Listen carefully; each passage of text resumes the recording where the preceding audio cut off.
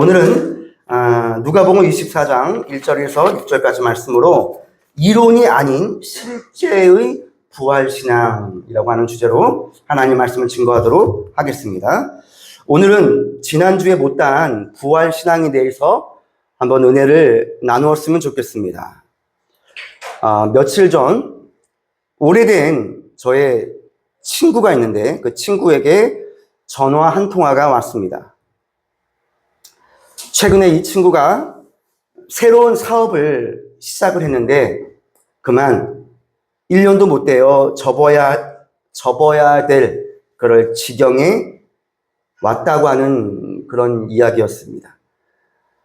그 사업을 새로 시작하기 전에 시장 조사도 하고 인테리어도 깨끗하게 멋지게 꾸미고 했는데 자기가 생각했던 대로 잘 되지 않았다고 하면서 그만 이 사업을 접어야 될 그런 상황까지 왔다고 합니다. 그래서 우울증에 걸려서 죽고 싶은 심정인데 저보고 어떻게 하면 좋겠냐라고 하는 전화였습니다. 저는 먼저 그 친구의 마음을 위로해 주었습니다. 친구야, 그동안 얼마나 힘들었냐.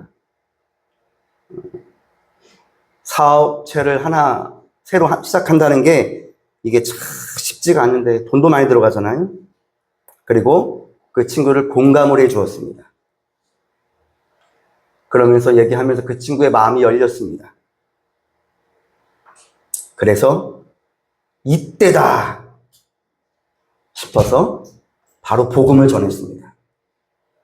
십자가에 죽으신 예수님과 부활하신 예수님에 대해서 복음을 전해 주었습니다. 그랬더니 한결 마음이 좀 환해졌다고, 우울했던 마음이 좀 가라앉고 자기 마음에 뭔가 밝아졌다고 하는 그런 목소리를 제가 듣고 전화를 끊는 적이 있습니다. 우리가 인생을 살다 보면요, 인생 정말 내 마음대로 되지 않을 때가 너무나 실감을 하게 됩니다. 여러분 인생 살아오시면서 여러분 다 경험하셨잖아요. 여러분 인생 내 마음대로 됩니까? 내 마음대로 되지 않는 게 더 많습니다. 어떤 일을 추진해 나갈 때 전혀 생각지 못한 돌발 상황이 일어나기도 합니다. 그리고 도저히 내 힘으로는 감당할 수 없는 고난이 닥치면 사람들은 자동적으로, 본능적으로 자기들만의 동굴 속으로 들어가 숨고 싶어하는 마음이 됩니다. 여러분 여러분 저도 마찬가지입니다. 저도 어떤 큰 어려움이 오면 저만의 동굴이 있거든요. 여러분만의 동굴이 있습니까? 다 자기만의 동굴이 있어요. 현실에서 도망치고 싶고 차라리 죽고 싶은 생각이 들 때도 참 많습니다. 그 친구의 말처럼 새로운 사업을 시작하면 일이 잘 될 줄 알았는데 이런저런 이유로 문을 닫아야 하는 상황이 찾아옵니다. 그리고 어떤 사람은 평소에 건강을 자신했어요. 그런데 어느 날 건강검진을 받는데 하루아침에 내 몸속에 큰 병이 있다는 것을 발견하게 됩니다. 그리고 어떤 사람은 결혼해서 잘 살 줄 알았는데 뜻하지 않게 이혼을 하게 되고, 그리고 어떤 사람은 그렇게 착하고 믿었던 그 자녀가 어느 날 부모가 전혀 생각지 못한 일탈 행동으로 인해 부모의 마음을 썩히기도 하고, 그리고 어떨 때는 하늘이 무너지는 것 같고, 그래서 다른 사람의 이목도 신경이 쓰여서 어디론가 이렇게 굴 속으로 들어가고 싶을 마음이 들 때가 있습니다. TV 프로그램 중에 여러분 혹시 나는 자연이다라고 하는 프로 혹시 아십니까? 저도 가끔 그 프로를 보거든요. 근데 여러분 이 나는 자연이다라고 하는 이 프로가 2012년도부터 방영을 시작을 했어요.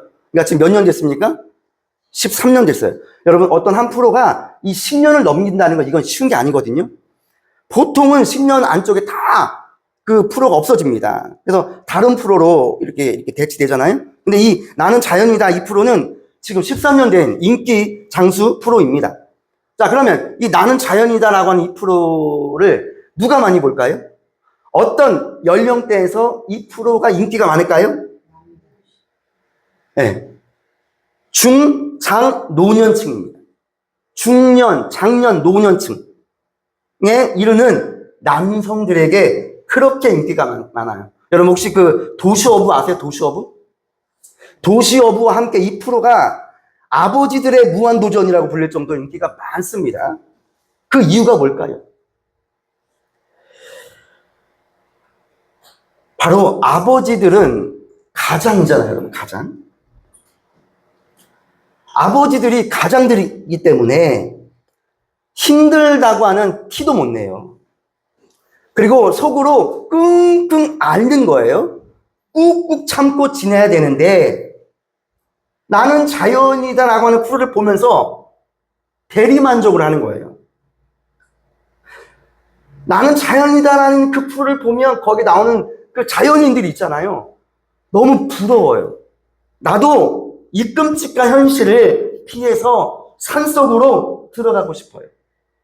산속으로 들어간다고 해서 무슨 머리를 깎는 그런 게 아니라 그냥 이 세상의 일들을 다 내려놓고 산속으로 들어가고 싶은 거예요. 그냥 자연인이 되고 싶은 거예요. 여러분들은 그런 적 없습니까? 저는 그런 적이 있습니다. 저도. 그래서 이 나는 자연이다라고 하는 프로가 그걸 보면서 사람들이 거기서 힐링을 하는 거예요. 대리만족을 하는 거예요. 여러분 왜 그럴까요? 바로 거의 대부분의 사람들은 자기만의 동굴이 있어요. 자기만의 굴 속으로 들어가고 싶은 거예요. 현실을 피하고 싶은 거예요. 여러분 구약 성경에도 보면요. 열왕기상 18장 16절 이하의 말씀 보면 위대한 능력의 선지자 엘리야가 나옵니다. 이 엘리야가 850명의 바알, 아세라 선지자와 싸워서 승리한 능력의 종이에요. 능력의 선지자예요. 엘리야 선지자예요. 근데 이 엘리야 선지자도 이세벨 여왕이 너 죽이겠다라고 협박하니까 그 고난을 만났을 때 이 엘리야도 어떻게 될까요, 여러분? 그곳 열왕기상 19장 9절에 보면 이렇게 말씀하고 있어요. 그곳 굴에 들어가 거기서 머물더니 그랬어요. 여러분 능력의 종도 엘리야도 어디 들어갑니까? 고난에 처하니까 굴 속에 들어가는 거예요. 열왕기상 19장 4절에 보니까 지금 내 생명을 거두시옵소서. 하나님 저 살기 싫습니다.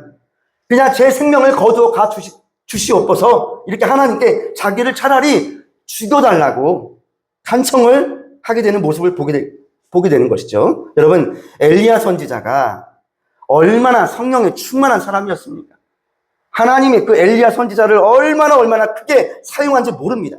하지만 그러한 하나님의 종도, 그러한 사람도 하루아침에 꼬꾸라지게 되는 것이 바로 우리 인간이다라고 합니다. 그래서 어두운 굴 속으로 들어가는 거예요. 여러분 이 어두운 굴 속은요 음습한 곳이에요. 음습한 굴에 몸을 피했으니 엘리야의 마음도 우울했을 것이고 막힌 굴에 갇혀있으니 어때요? 마음도 굳게 닫힐 거예요. 사람은 공간의 지배를 받을 수밖에 없는 존재예요. 굴 속에 있으면 여러분 좋은 마음이 들까요? 여러분 굴 속으로 들어가잖아요. 동굴 속으로 들어가잖아요. 그러면 절대로 좋은 마음을 갖기가 어려워요. 한편 우리 예수님은 어떻습니까? 우리 예수님도 십자가에서 인류의 모든 죄를 예수님이 대신 짊어지셨습니다. 예. 그래서 그 십자가의 죽으심으로 인류의 모든 죄를 대속하셨어요. 원래 그 십자가는 내가 십자가에 못 박혀야 되거든요. 여러분과 제가. 근데 우리를 대신해서 누가? 예수님이 대신 못 박히신 거예요. 그러니까 대신 그 죄값을 치르신 거거든요. 그리고 예수님이 어디에 들어가십니까? 동굴 무덤으로 들어가십니다. 동굴 무덤으로. 근데 이 동굴 무덤은 당시에 평소에 예수님이 복음을 전하시고 말씀을 전하시면서 기적을 베풀어 주실 때 그때 예수님을 쫓아다녔던 예수님의 말씀을 듣고 은혜 받았던 누가? 아리마대 요셉이라고 하는 사람이 자기가 죽으면 들어가려고 만들어 놓은 동굴 무덤이거든요. 나중에 자기가 죽을 때를 대비해서 미리 준비해 놓은 무덤이었는데 그거를 예수님께 내어드린 거예요. 그래서 거기에 예수님의 시신을 안치하게 됩니다. 여러분 여기서 잠깐 제가 그 동굴 무덤이고 여러분 이 이스라엘이라고 하는 이 나라는 무덤이 어때요, 여러분? 나무입니까? 돌입니까? 돌무덤이라고 하잖아요. 여러분 여기서 제가 잠깐 요거만 좀 말씀드릴게요. 여러분 예수님의 직업이 성경에 뭐였다고 하죠? 그렇죠. 목수라고 하죠. 근데 여러분 예수님의 그 당시 직업 목수였어요. 왜냐면 그 예수님의 그 아버지가 누굽니까? 요셉이잖아요. 그리고 예수님은 그 요셉의 직접적 피를 안 받았지만 그 예수님의 아버지가 요셉이잖아요. 근데 그 요셉이 성경에는 목수였다 그래요. 목수. 근데 여러분 그거 아십니까? 이 나라는요, 아버지가 예를 들어서 목수예요. 그럼 그 아들도 목수거든요. 이게 이렇게 전해지는 거거든요. 그런데 이 성경을 들어가 보니까, 이 원어를 보니까, 목수가 영어로 이게 해석이 되면, 카펜터즈라고 하거든요. 카펜터. 이게 목수라고 하는 뜻이잖아요. 그런데 예수님의 이 직업이 우리가 목수하면 나무로 이렇게 해서 이렇게 가구도 만들고 집도 만드는 사람을 목수라고 하잖아요. 그런데 이 헬라어를 보니까 목수가 헬라어로 뭐라고 나오냐면 테크톤이라고 나오거든요. 테크톤. 이게 해석을 하면 기술자라고 하는 뜻이라는 거예요. 기술자 또는 건축가. 그래서 여러분 테크니션이 기술자거든요. 테크니션. 이게 영어로 바로 이 영어의 테크닉 있잖아요, 여러분. 테크니션 하면 기술자고. 근데 이게 헬라어로 말하면 테크톤이거든요. 그러니까 헬라어 테크톤에서 온 게 바로 영어의 테크닉이에요. 테크니션. 그래서 이게 기술자인데 그 나라는요, 여러분, 이스라엘이 팔레스타인이잖아요, 팔레스타인. 그 나라는, 그러니까 그쪽 땅은 주로 사막이 되어 있어서 산이 아니에요. 그래서 나무가 별로 없다는 것이죠. 그래서 예수님의 진짜 직업은 이 나무로 만드는 그런 목수가 아니라 기술자였다. 또는 건축가였다. 이렇게 말하더라고요. 그러니까 그 당시는 건축을 할 때 나무가 없기 때문에 목수가 그다지 필요가 없는 거예요. 그러면 뭘로 만들죠? 건물이라든가 거의가 흙과 돌로 만들어요. 그러니까 우리나라로 치면은 보통 무덤 안에 관을 짜잖아요. 여러분, 관이 나무로 짜죠, 여러분, 나무. 근데 이 나라는 나무가 없다니까요. 나무가 있긴 있겠죠. 하지만 나무가 많이 없기 때문에 관을 나무로 안 만들고 돌로 만드는 거예요. 그래서 예수님은 아마 석공이었을 것이다. 그러니까 성경에서는 목수라고 해요. 이게 헬라어로 테크톤이에요. 기술자, 건축가, 무언가를 만드는 자, 이런 뜻이거든요. 근데, 그러니까 이게, 진정한 의미로는 목수가 아니라 어떤 돌과 흙으로 만드는 어떤 건축가였다, 석공이었다, 이렇게 해석을 할 수가 있다라고 하는 것이죠. 바로 이 아리마대 요셉이 자기가 나중에 죽을 때를 대비해서 돌무덤을 준비해놨는데 이 돌무덤을 예수님께 내어드림으로 인해서 나중에 이 아리마대 요셉이 큰 복을 받거든요. 그러니까 자기 무덤을 하나님께 드린 거잖아요. 여기서 이 아리마대 요셉의 이 헌신이 나오고, 근데 우리 예수님은요, 이 돌무덤에 오래 머물러 계시지 않았다고 하는 거예요. 여러분, 우리 예수님은 그 돌무덤에 며칠 계셨죠? 3일 만에 동굴 밖으로 나오셨어요. 왜냐하면 부활하셨기 때문에 그렇습니다. 여러분, 산 사람이 동굴 안에 들어가 있는 것은 맞지 않기 때문에 그렇습니다. 오늘 말씀 볼까요? 자, 5절 한번 보세요, 5절. 자, 5절 한번 읽어주실래요? 자, 시작. 여자들이 두려워 얼굴을 땅에 대니 두 사람이 이르되 어찌하여 살아있는 자를 죽은 자 가운데서 찾느냐 그랬어요, 여러분. 여러분, 산자는요, 죽은 자 가운데서 찾으면 안 돼요. 산자는 살아있는 곳에서 찾아야 돼요. 자, 우리 예수님은 비록 십자가에 죽으셨어요. 하지만 우리 예수님은 십자가에 오래 머물러 계시지 않았다고 하는 거예요. 근데 많은 사람들이 인생의 큰 어려움을 만났을 때, 돌발 상황을 만나고, 그리고 어떤 사람은 막 질병에 걸리고, 어떤 사람들은 사업이 망하고, 자기가 생각했던 대로 되지 않았을 때, 많은 사람들이 나는 자연인이다라고 하는 그런 프로를 보듯이 현실을 도피해서 어딘가 도망가고 싶고 굴 속으로 들어가고 싶어 한다는 거예요. 여러분, 굴 속으로 들어가는 건 이해가요. 그러나 여기 중요한 게 뭔지 아세요? 굴 속에 너무 오래 있으면 안 돼요. 여러분, 굴 속에 너무 오래 있으면 안 돼요. 우리 예수님도 돌무덤에 3일 계셨어요. 그리고 나오셨어요. 여러분, 부활신앙이란 무엇입니까? 오늘 말씀의 제목이 뭡니까? 이론이 아닌 실제의 부활신앙이거든요. 우리가 말로는 부활신앙 하지만 그냥 이론만 알고 있으면 안 된다고 하는 거예요. 이것을 내 삶에, 내 인생에 직접적으로, 실질적으로 이 부활신앙을 체험을 해야 된다고 하는 것이죠. 부활신앙이란 무엇입니까? 죽어서 동굴에 갇힌 것이 아닙니다. 여러분, 부활신앙이란 내가 살아서 얻는 무덤 밖으로 빠져나와야 돼요. 그래서 어디에 설까요? 바로 부활의 언덕에 내가 우뚝 서는 거예요. 이것이 여러분 부활신앙이에요. 그래서 열왕기상 19장 9절 말씀에 보면 하나님께서 엘리야에게 뭐라고 말씀하시냐면, 엘리야야, 네가 어찌하여 여기 있느냐, 이렇게 말씀하십니다. 엘리야가 우울에 빠지고 절망에 빠지고 굴 속으로 들어가니까 하나님이 엘리야에게, 엘리야야, 네가 어찌하여 여기 있느냐, 오래 있지 말라는 거예요. 하나님의 천사도 무덤을 찾은 여인들에게 누가복음 24장 6절에, 자, 한번 6절 한번 읽어볼까요? 아까 5절 읽었죠? 자, 6절 한번 크게 읽어주세요. 자, 시작. 여기 계시지 않고 살아나셨느니라. 갈릴리에 계실 때 너희에게 어떻게 말씀하셨는지를 기억하라. 천사들도 여인들에게 놀라지 마라. 너희가 십자가에 못 박히신 나사렛 예수를 찾느냐? 그분은 여기 계시지 않고 살아나셨느니라. 이렇게 말씀하고 있거든요. 여러분, 지금 우리가 선 곳이 어딘가를 다시 한번 확인해야 됩니다. 여러분에게 질문 드리겠습니다. 여러분은 지금 어디에 서 계십니까? 지금 여러분은 어디에 서 계십니까? 이거를 여러분 스스로에게 질문해 보십시오. 난 지금 어디에 서 있나? 여러분, 우리는 성령의 기운이 충만한 부활 언덕 위에 서 있어야 됩니다. 아니면 죽음의 기운이 가득한 동굴 무덤에 있어야 합니까?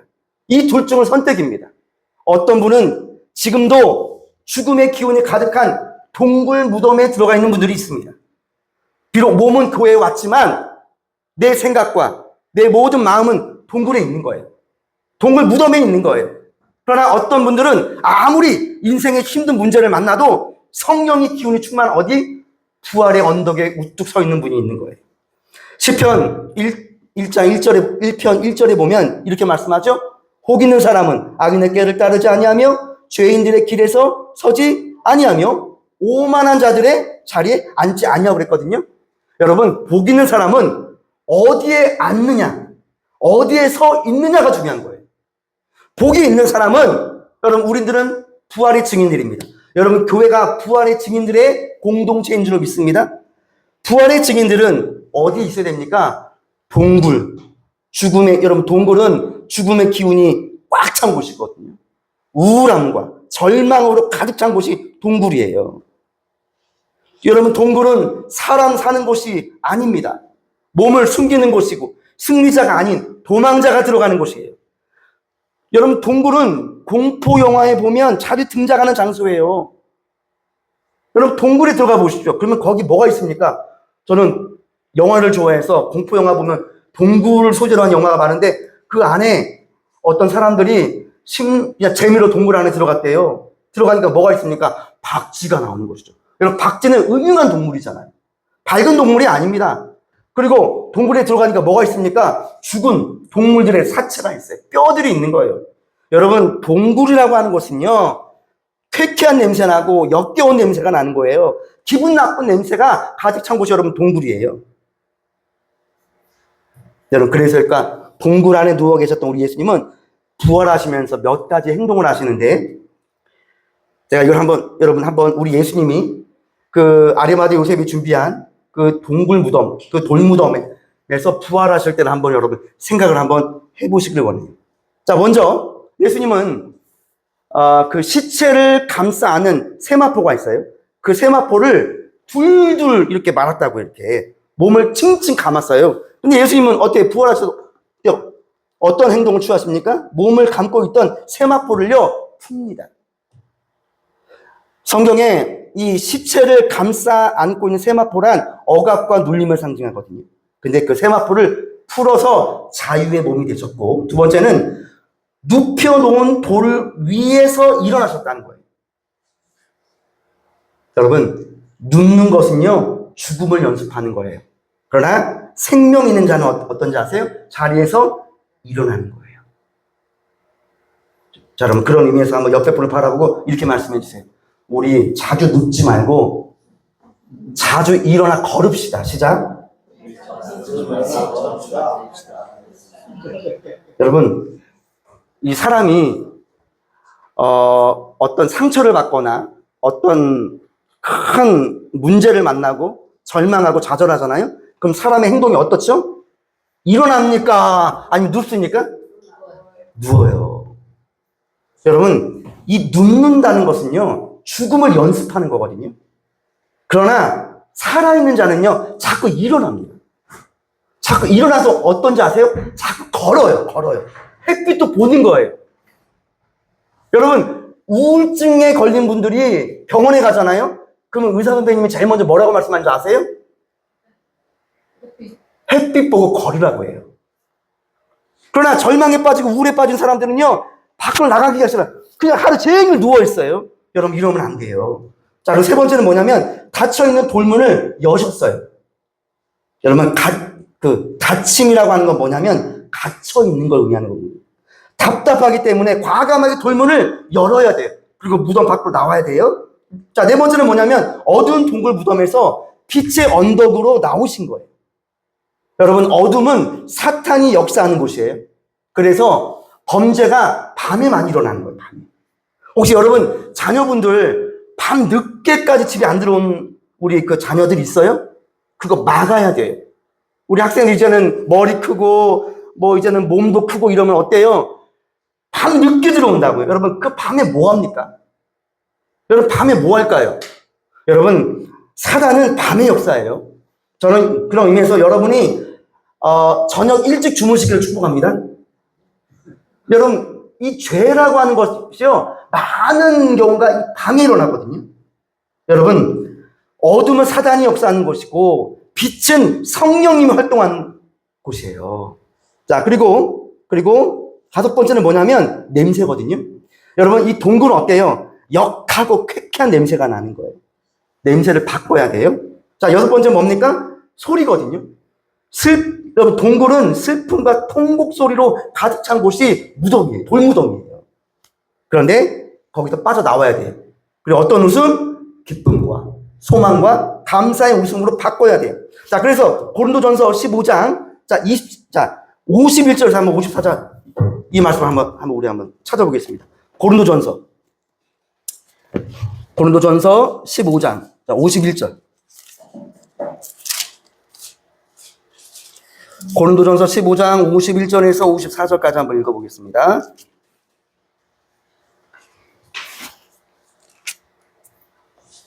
자, 51절에서 54절입니다. 자, 다시 하셨으면 아멘 해주세요. 자, 시작.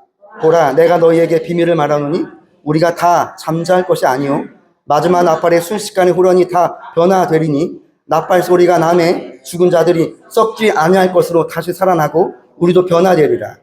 자, 이 썩을 것이 반드시 썩지 아니할 것을 입겠고 이 죽을 것이 죽지 아니함을 입으리로다. 자, 이 썩을 것이 썩지 아니함을 입고 이 죽을 것이 죽지 아니함을 입을 때에는 사망을 삼키고 이기리라고 기록된 말씀이 이루어지리라 그랬거든요. 자, 여러분. 하나님은 우리에게 이 부활에 대해서 말씀하시는데, 여러분, 성경에 예수님 외에 부활한 사람들이 있을까요? 있을까요? 없을까요? 여러분, 성경에 죽었다 살아난 사람들이 10명 이상이에요. 자, 예를 들어 볼까요? 열왕기상 17장에 보면 사르밧 과부 아들이 나오거든요. 죽었어요. 근데 살아납니다. 열왕기하 4장에 보면 수넴 여인의 아들도 나오거든요. 죽었어요. 그러나 살아나요. 누가복음 8장에 보면 야리오의 딸이 또 나오거든요. 죽었다가 살아나요. 요한복음 11장 나사로야 일어나라. 죽었다가 살아나요. 사도행전 9장 요바의 도리가가 나오잖아요. 죽었다가 살아나고. 사도행전 20장에 보면 트로이의 그 유두고가 나오거든요. 여러분, 이 사람들이 다 죽었다가 살아나요. 근데 이 사람들을 가리켜서 부활했다고 하지 않아요. 여러분, 부활이라고 하는 것은요, 죽었다가 살아나는 것이 부활이 아니에요. 여러분, 예수님의 부활이 우리에게 소망이 되는 이유가 뭔지 아세요? 산소망이라고 하거든요. 살아있는 소망이거든요. 여러분, 예수님의 부활이 우리에게 첫 열매가 되시고 산소망이 되신 이유가 뭐냐면 바로 이거예요. 성경에 죽었다가 살아난 사람들의 부활이 아니에요. 우리 예수님의 부활은요, 몸이 바뀌는 거예요. 우리 예수님이 부활하셨을 때 어때요? 제자들에게 뿅하게 나타나요. 막 시공을 초월해요. 그리고 그 몸은요, 병도 없어요. 그리고 부활이라고 하는 건 뭐냐면 이 사람들은 다 살아났지만 또 죽었어요. 그죠? 그럼 우리 예수님은 이 몸이 어때요? 썩지 아니한 몸으로 변화된 거예요. 앞으로 우리도 예수님의 그 몸처럼, 부활의 몸처럼 우리도 어때요? 그렇게 된다라고 하는 거예요. 그렇게 된다라고 하는 거예요. 로마서 7장 24절 말씀에 보면 바울이 이렇게 고백해요. 오호라, 나는 곤고한 사람이로다. 이 사망의 몸에서 누가 나를 건져내랴. 자, 바울도 하나님의 사역자였어요. 하나님의 종이었잖아요. 하나님의 말씀대로 살려고 노력하는데 어때요? 내 몸이 말이 듣지가 않는 거예요. 왜? 내 몸은 자꾸만 죄악으로 가길 원하는 거예요. 나는 죄를 짓고 싶지 않아요. 하지만 나도 모르게 죄악으로 간다니까요. 그래서 바울이 오호라, 나는 곤고한 사람이로다. 이 사망의 몸에서 누가 나를 건져내랴. 바로 여러분, 이 사망의 몸에서 누가 우리를 건져내십니까? 바로 예수님이세요. 어떤 몸? 부활의 몸으로. 여러분, 우리가 인간의 육은 한 번 죽는 것은 사람에게 정한 거예요. 하지만 이후엔 영생이 있잖아요, 여러분. 영생할 때 이 부활의 몸으로 우리가 다시 태어나는 거거든요. 이게 부활이잖아요. 근데 이 몸이요, 우리의 지금의 몸이 아닙니다. 여러분, 혹시 김혜자랑 손석구 아세요? 김혜자와 손석구가 지금 주연한 천국보다 아름다운이라고 하는 드라마가 있어요. 혹시 아시는 분? 아시네요? 기도하지 않으시고 드라마. 여러분, 그 드라마 보면요, 김혜자가요, 몇 살로 나오죠? 80살로 나오고, 손석구가 남편인데 30대로 나오거든요. 그러니까 거의 한 50년, 60년 차이가 나는 거예요. 근데 어디 가서 만나냐면 천국에서 만나는데, 천국 들어가자. 그 드라마, 이건 드라마 얘기예요. 성경 얘기 아니에요? 그 드라마 보면 자기가 이렇게 천국 들어가서 이 자기 몸을 자기가 선택할 수 있어요. 그래서 이렇게 천국 가잖아요. 사람들이 이렇게 죽고. 그러니까 지옥 갈 사람들은 지옥 가고, 지옥에 안 가는 사람들이 천국 가는데, 그 드라마를 보면 우리 관공서에 이렇게 주민센터처럼 공항. 그 공항에 이렇게 들어가는 입구 있잖아요. 거기서 딱 이렇게 직원들이 거기서 이제 한 명 상담하는데, 당신은 천국 가면 몇 살로 태어나기를 원하십니까? 그래요. 그럼 이제 몇 살로 태어나기를 원한다는 거를 말을 해주면 그 나이로 이제는 그 천국으로 들어가는 거거든요. 그런데 김혜자가 자기 남편이, 나는 남편이 죽었는데, 남편이 죽기 전에 이런 말을 했어요. 나는 지금의 당신의 모습이 가장 예뻐, 이러고 죽었어요. 그래서 김혜자는 80이의 나이가 지금이 제일 이쁜지 알아요. 근데 천국 가서 보니까 남편도 천국에 와 있대. 그래서 남편이 그랬거든. 지금이 제일 이쁘다고. 근데 막상 천국 가서 남편을 만나보니까 남편이 몇 살이에요? 30살이에요. 자기는 80살. 할머니와 청년이 만나서 일어나는 그런 이야기를 다룬 드라마인데, 저는 그걸 보면서 저 이런 생각을 했어요. 여러분, 우리가 부활하잖아요? 그럼 지금의 이 몸이 아닙니다. 이게 여러분 소망인 거예요. 이게 소망인 거예요. 이 은혜와 이 믿음을 갖고 사는 것이 여러분, 이게 부활신앙인데, 자, 그러면 이론이 아니라 제가 실제적인 부활이라고 그랬거든요. 자, 그러면 실제적인 부활의 신앙을 가지고 살려면 우리가 어떻게 살아야 될까? 제가 아까 6가지 말씀드렸거든요. 예수님이 부활하실 때. 자, 그럼 제가 6가지를 간단 명료하게 빨리 말씀드리고 오늘 예배를 마칠게요. 자, 첫 번째는 뭐냐면 우리가 이론이 아닌 실제적으로 이 땅에서 부활신앙을 가지고 살려면 첫 번째입니다. 부십시오, 이것입니다. 여러분, 크게 한번 따라해 보실래요? 푸십시오. 자, 옆에 분에게도 말씀드립니다. 푸십시오. 푸십시오. 뭘 퍼요? 꼭 무슨 화장실을 퍼요? 그 말씀이 아니라 바로 어둠의 세마포를 푸십시오, 이거예요. 지금 많은 사람들이 영적으로요, 이 어둠의 세마포로 감고 있어요, 여러분. 여러분, 영의 눈이 열리잖아요. 그럼 사람을 딱 보잖아요? 저 사람은 어둠, 죽음의 세마포로 똘똘 뭉쳐있는 사람이 있어요. 완전히 억압된 거예요. 여러분, 우리의 인생을 살아가면서 우리는 어떤 세마포로 똘똘 붙고 있습니까? 어떤 사람은 물질에 사로잡혀 옴짝달싹 못하는 사람이 있어요. 어떤 사람은 사람과의 관계에 얽혀 잠을 못 자는 사람이 있고, 어떤 사람은 노예가 되어서 꽁꽁 묶인 세마포가 있어요. 바로 그게 중독이에요. 여러분, 이 중독이 뭔지 아세요? 어둠의 세마포로 똘똘 지금 감고 있는 거예요. 그래서 여러분, 실제적인 부활신앙이란 어둠의 세마포를 풀어야 돼요. 여러분, 특별히 여러분, 물질 있죠? 우리가 이 물질 정말 중요하잖아요. 여러분, 이 물질에 사로잡혀서 꼼짝달싹 못하는 우리의 이 세마포를 벗어야 돼요. 이걸 풀어야 돼요. 이걸 풀지 않으면 노예가 되는 거예요. 그래서 주일날 일하러 가고 주일도 빼먹고 이런 거 주일이 눈에 안 들어와요. 여러분, 이 사단은 우리를 억압하거든요. 그 죽음의 어둠의 세마포로 똘똘 뭉쳐가지고 우리를 노예 삼는다고요. 여러분, 이거 오늘 부식을 축복합니다. 그래서 우리 원로 목사님께서 여러분의 이 물질의 자유를 주시기 위해서 우리 목사님께서 이렇게 고군분투하시는 거예요. 자, 두 번째는 뭐냐면 일어나는 거예요. 여러분, 제가 아까 말씀드렸죠? 돌무덤에서 어때요? 일어나야 돼요. 여러분, 살기를 원하십니까? 그럼 여러분, 일어나기를 축복합니다. 김영길이라고 하는 작가분이 쓴 누우면 죽고 걸으면 산다라고 하는 책이 있어요. 자, 여러분, 이승만 대통령이 그 한 명언 중에 이런 말이 있죠. 뭉치면 살고 흩어지면 죽습니다. 여러분, 이것처럼 김영길 작가가 유명한 말을 했어요. 누우면 죽고 어때요? 걸으면 산대요. 게으름의 상징은 눕는 거예요. 게으른 사람은 계속 누워있어요. 자리를 박차고 여러분 일어나야 될 줄로 믿습니다. 저랑 저희 집사람이랑 이제 되도록 눕지 않고 일어나 걷기로 했어요. 그래서 저희 집사람이 저랑 걷습니다, 요즘에. 할렐루야. 여러분도 걸으시길 축복합니다. 걸을 때 여기 척추에 근육이 생겨가지고 허리 아프고, 저는 목 디스크 때문에 좀 맨날 아프거든요. 걸으면 좀 나아요. 여러분, 일어나십시오. 그리고 걸으십시오. 눕는 것은 죽음을 연습하는 건데, 내가 일어나는 건 어때요? 부활을 연습하는 거예요. 그래서 그 38년 된 병자를 향해서 예수님께 말씀하십니다. 일어나! 네 자리를 들고 걸어라. 여러분, 우리 하나님께서 이 자연 환경에, 우주 만물에 이 죽음과 부활을 암시하셨어요. 여러분, 벚꽃 있죠? 여러분, 봄만 되면 꽃이 펴요. 이게 부활이거든요.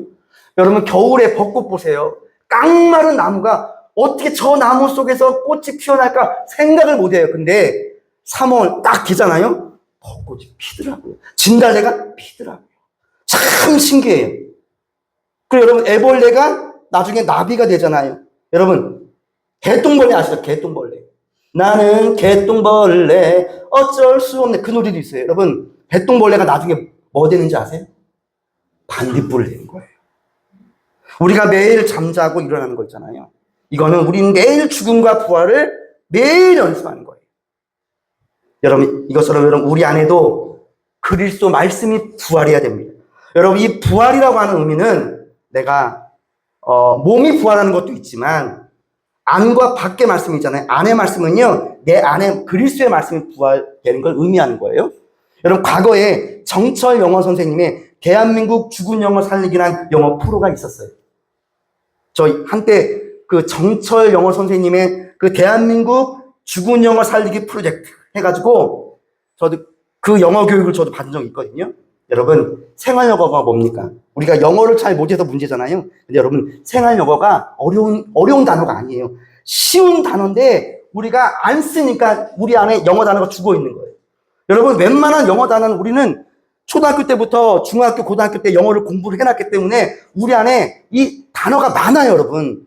그런데 그 단어를 쓰지 않기 때문에 영어가 죽어 있는 거거든요. 근데 바로 그 정철 선생님이 우리들 안에 있는 이 죽어 있는 영어 단어들을 살리자는 거예요. 생활 영어는 어려운 단어가 아니거든요. 그런 교육이에요. 여러분, 이것처럼 우리 안에도 잠자고 있는 말씀들이 얼마나 많은지 모릅니다. 여러분, 매주마다 말씀 듣잖아요. 성경 읽잖아요. 근데 우리도 모르게 우리 안에 이 말씀이 너무 많아요. 근데 이 말씀이 어때요? 죽어 있는 거예요.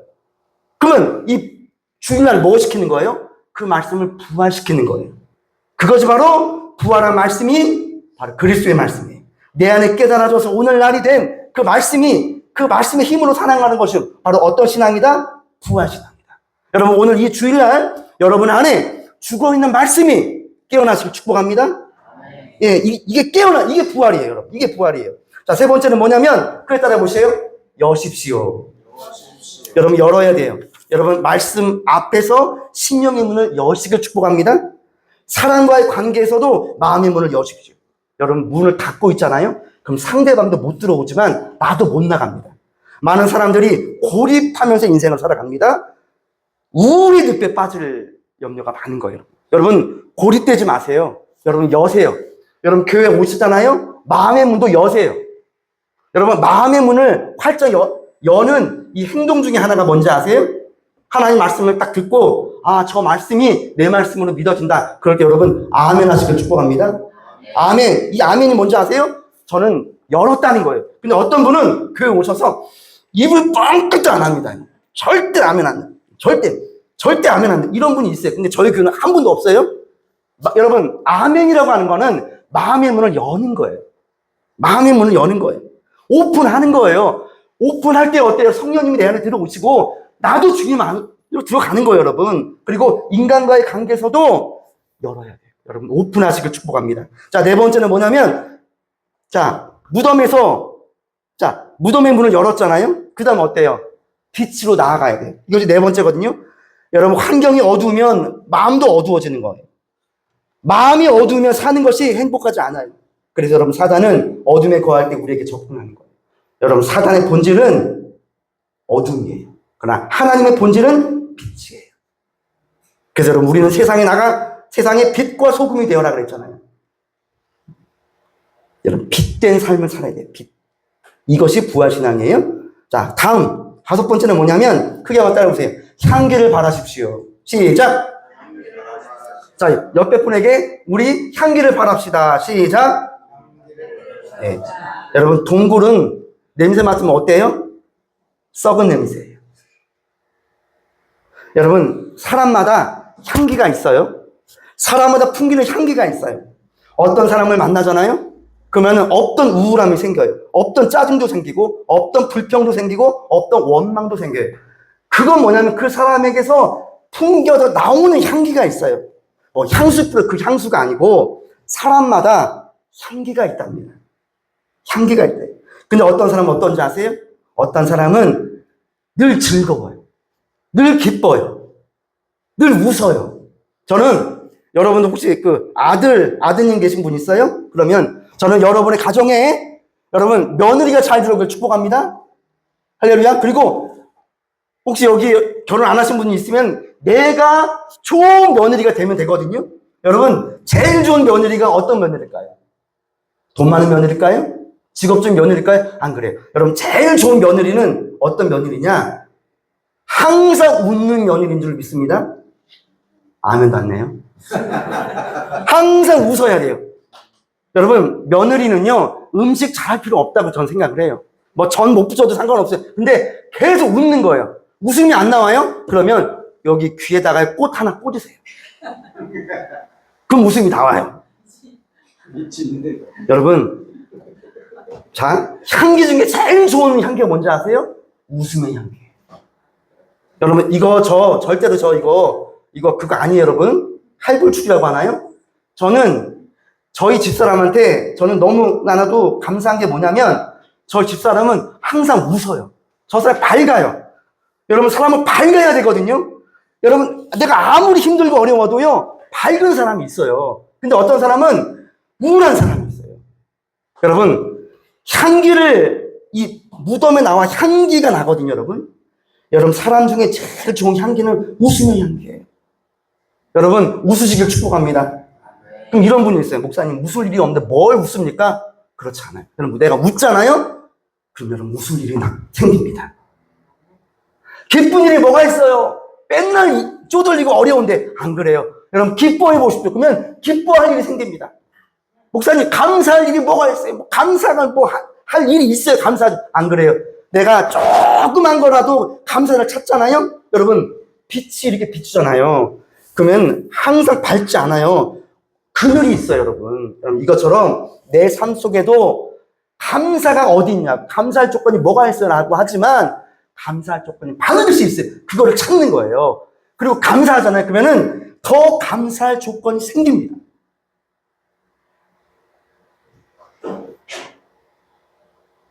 저는 저희 집사람에게 너무 감사한 건 뭐냐면 저 사람은 아무리 힘들어도 여유가 있고 잘 웃습니다. 저는 이게 너무너무 감사합니다. 그래서 저는 결혼 잘했다고 저는 생각을 합니다. 어떤 사람은 비웃을지 몰라요. 하지만 저는 그렇다고 하는 이야기입니다. 자, 6번째 무엇입니까? 소리거든요, 소리. 여러분, 무덤은 어떤 소리가 나오죠? 슬픔, 절망, 탄식, 한숨, 통곡의 소리가 나와요. 그러나 부활의 언덕에 올라가 보세요. 어떤 소리가 납니까? 기쁨, 소망, 환희, 승리, 아멘 할 때까지. 감사! 할렐루야! 여러분, 오늘 이 시간 이후로 이론이 아닌 실제적인 부활의 신앙이란 뭐냐면 내가 무덤 동굴에서 빠져나와서 어디로? 부활의 언덕에 내가 우뚝 올라서는 거예요. 그래서 하나님을 향해 외치는 거예요. 하나님 감사합니다. 하나님 저는 기쁩니다. 저는 부활의 소망이 넘칩니다. 저는 주님이 부활의 첫 열매가 되심으로 저는 승리하는 인생을 삽니다. 이렇게 외치는 것이 현실적인 부활의 신앙인 줄 믿습니다. 자, 말씀을 마칩니다. 혹시 아직도 동굴에서 우울과 절망에 휩싸여 있다고 한다면 오늘 이 시간 부활의 언덕으로 나오십시오. 그리고 빛된 삶을 살아가십시오. 그래서 예수님의 부활을 나의 부활로 체험하며 당당하게 승리하는 삶 사시는 우리 모두가 되기를 주님의 이름으로 축복합니다.